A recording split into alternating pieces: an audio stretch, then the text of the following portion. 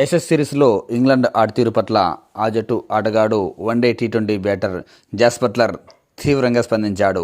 ఏషస్ సిరీస్లో ఇంగ్లాండ్ ఆటతీరును ఇలా ఎవరూ ఎక్స్పెక్ట్ చేయలేదని వ్యాఖ్యానించాడు. ఓటమి గెలుపులు సర్వసాధారణం, కానీ ఆస్ట్రేలియా జట్టుకు ఇంగ్లాండ్ కనీసం పోటీ కూడా ఇవ్వకుండానే ఇప్పటికే మ్యాచ్లు మొత్తం ఓడిపోయిందని కీలక వ్యాఖ్యలు చేశాడు. నేనైతే ఆస్ట్రేలియా గడ్డపై ఇంగ్లాండ్ ఆటతీరు ఇలా ఉందని అనుకోవడం లేదు. వాతావరణ పరిస్థితులు అక్కడికి ఇంగ్లాండ్కు పెద్ద తేడా ఏమీ ఉండదు.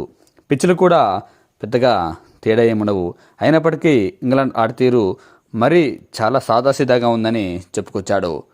ఒక్కోసారి తీవ్రంగా ప్రయత్నించిన చివరి వరకు పోరాడిన ఓటములన్నవి వస్తూ ఉంటాయి.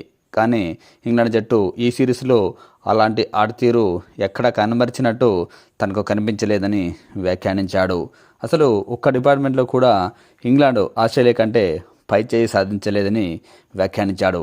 మొదటి టెస్ట్లో మొదటి రోజు ఏకంగా 5 క్యాచ్లను డ్రాప్ చేసి మొదటి రోజు ఇంగ్లాండ్ ఫలితాన్ని తమకు వ్యతిరేకంగా మార్చుకుందని చెప్పుకొచ్చాడు.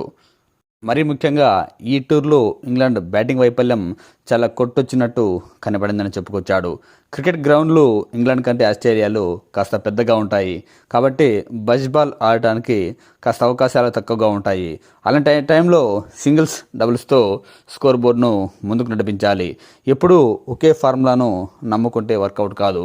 ఒక్కోసారి మన ఫార్ములాను, మన బ్యాటింగ్ను పరిస్థితిని బట్టి, పిచ్ను బట్టి, గ్రౌండ్ను బట్టి మార్చుకోవాల్సి ఉంటుంది.